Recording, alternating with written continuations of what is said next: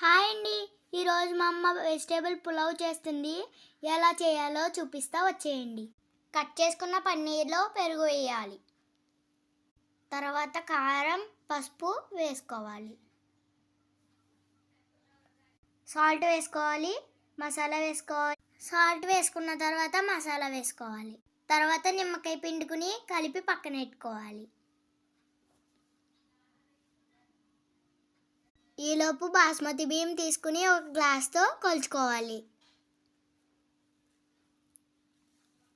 వాటిని శుభ్రంగా కడిగి నానబెట్టుకోవాలి.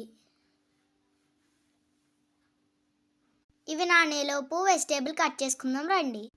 కట్ చేసిన వెజిటేబుల్స్ అన్ని చూసారు కదా. స్టవ్ వెలిగించుకుని కుక్కర్ పెట్టుకోవాలి. నెయ్యి, నూనె సమానంగా వేసుకోవాలి.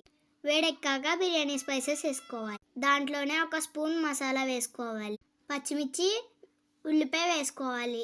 అవి ఫ్రై అయిన తర్వాత టమాటా ముక్కలు, బంగాళదుంప ముక్కలు, క్యారెట్ ముక్కలు వేసుకోవాలి. కలిపి మూత పెట్టి మగ్గించుకోవాలి. అవి మగ్గిన తర్వాత బాగా కలుపుకొని ఉప్పు వేసుకోవాలి. తర్వాత కలిపి పెట్టుకున్న పన్నీర్ వేసుకోవాలి.